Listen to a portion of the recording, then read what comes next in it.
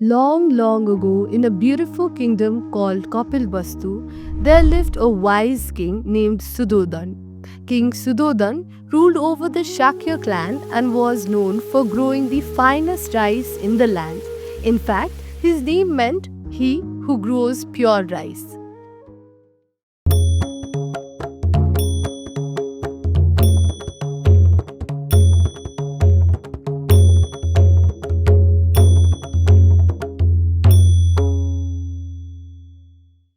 The king had married two princesses from the neighboring Koliyar kingdom.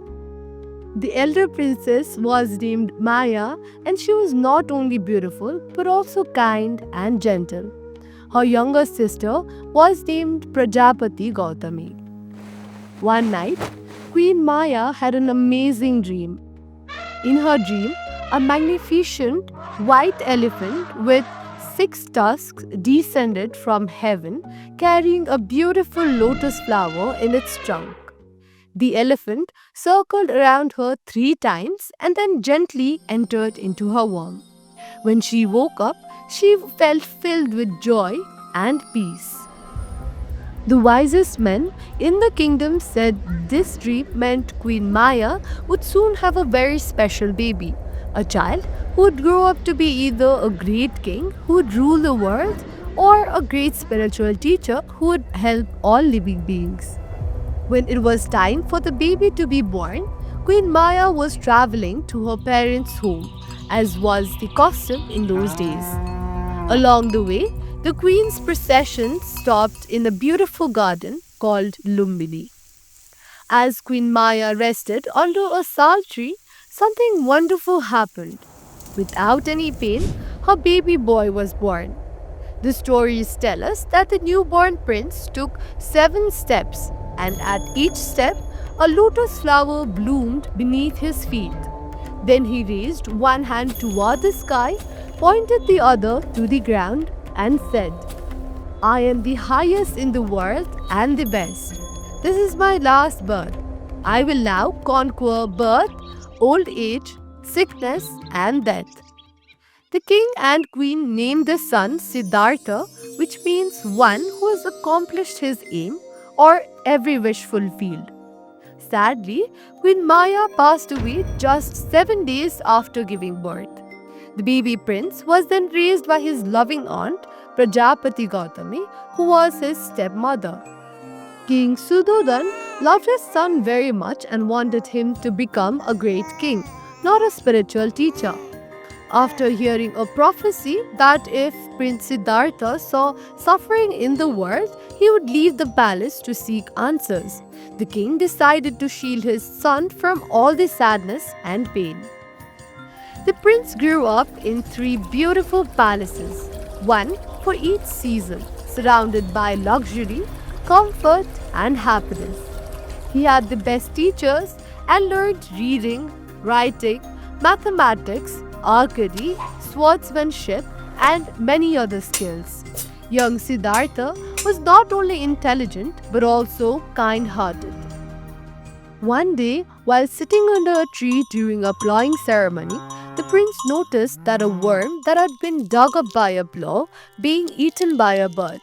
This sight made him sad and he began to think deeply about how all living things depend on each other and how there is suffering in nature. As a young man, Prince Siddhartha married a beautiful princess named Yasodhara. They were happy together and eventually had a son named Rahul, which means fetter or bond.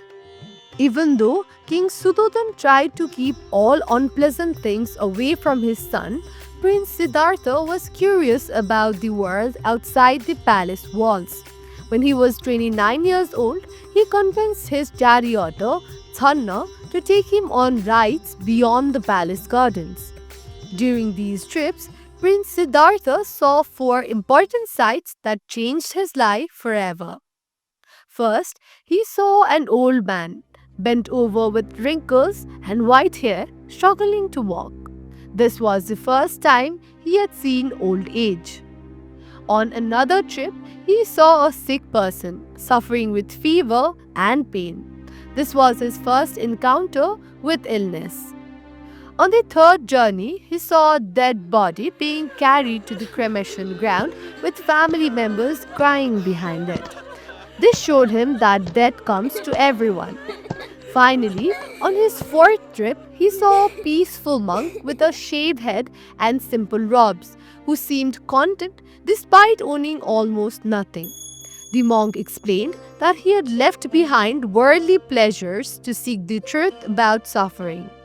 These foresights made Prince Siddhartha realize that no matter how rich or powerful you are, everyone faces old age, sickness, and death. He became determined to find a way to overcome suffering.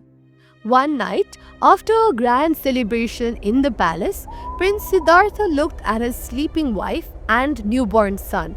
He loved them very much, but he felt the need to find answers to the big questions about life and suffering, not just for himself, but for everyone. So, in the middle of the night, he quietly left the palace with his faithful charioteer, Channa. They rode far away from the kingdom. At the edge of a forest, Prince Siddhartha took off his royal clothes and jewelry and gave them to Channa to return to the palace. He cut off his long hair with his sword and put on simple robes. From that day on, he became a wandering seeker, searching for the truth about why there is suffering in the world and how to end it. He was no longer a prince but a homeless monk. This moment is known as the Great Departure or the Great Renunciation. For 6 years, Siddhartha wandered through forests and villages, learning from different teachers and trying various practices to find wisdom.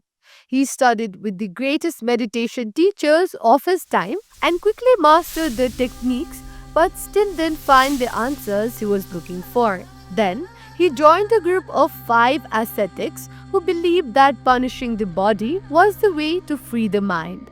Siddhartha practiced extreme fasting, eating just 1 grain of rice a day, until he became so thin that his bones almost poked through his skin. But this did not bring him any closer to understanding. Finally, he realized that starving himself was not the right way. He remembered how, as a child, he had felt peaceful while sitting under a tree.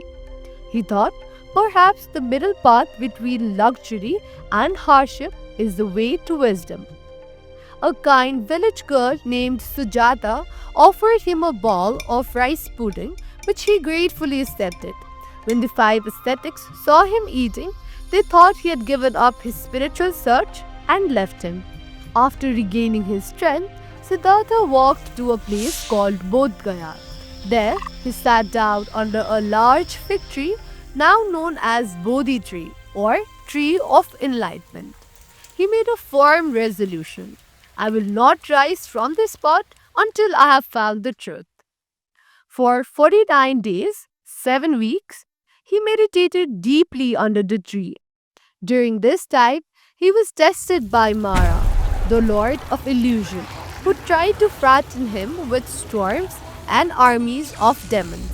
Mara also tried to tempt him with beautiful visions and doubt, but Siddhartha remained calm and focused.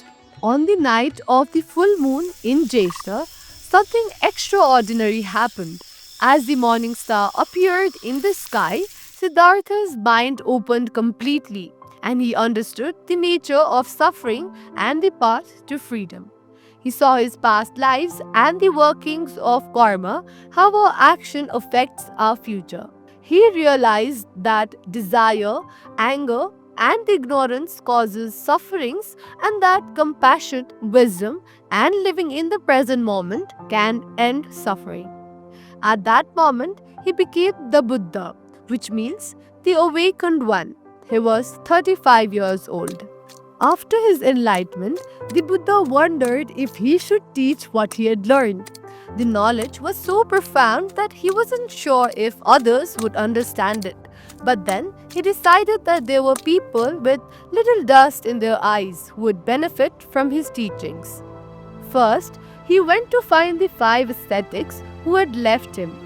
When he saw him approaching, they planned to ignore him. But there was something so radiant and peaceful about him that they couldn't help but listen.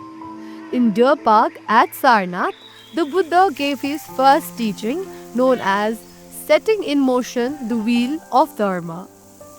He taught them the Four Noble Truths. 1.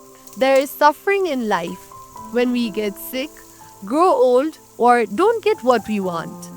2. Suffering comes from wanting things to be different than they are. 3. We can end suffering by letting go of our attachments and cravings. 4. There is a path to follow that leads to the end of suffering. This path is called the Noble Eightfold Path, which includes right understanding, right thought, right speech, right action, right livelihood, right effort, right mindfulness, right concentration.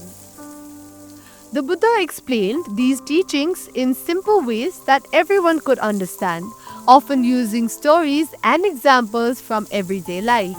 For the next 45 years, the Buddha traveled throughout northern India, teaching people from all walks of life, kings and beggars, scholars and farmers, men and women, adults and children. He established a community of monks and nuns called the Sangha. Unlike other teachers of his time, the Buddha welcomed people regardless of their caste or background. He said that what makes a person noble is not their birth but their actions. Once, the Buddha returned to Kapilvastu to visit his father, King Sudhodan. At first, the king was upset that his son had become a monk instead of a king. But after hearing the Buddha's teachings, he understood the wisdom of his son's choice. The Buddha also reunited with his wife Yasodhara and his son Rahul, who was now a young boy. Rahul later joined the Buddha's community and became a monk. When the Buddha was 80 years old, he knew his time on the earth was coming to an end.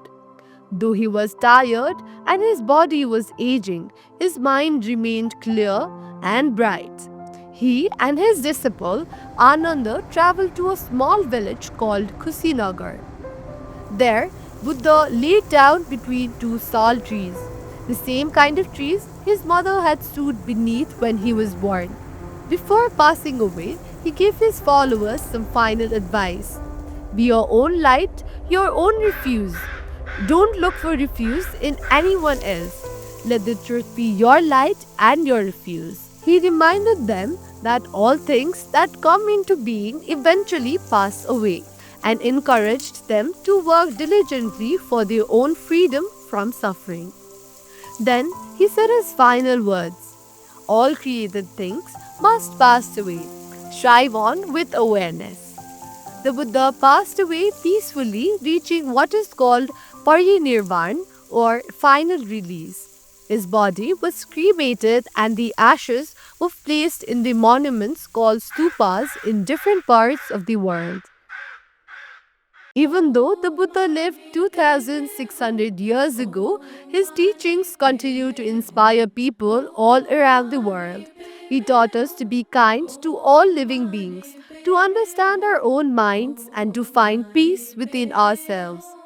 The Buddha never asked anyone to worship him or to believe in him blindly. Instead, he encouraged everyone to test his teachings in their own lives, just as a goldsmith tests gold by cutting, rubbing, and melting it. What makes the Buddha's story so special is that he was not a god or a magical being. He was a human just like us, who through his own effort and wisdom found the path to true happiness and shared it with the world. And that is the wonderful story of the Buddha, whose light of wisdom and compassion continues to shine brightly for all of us, even today.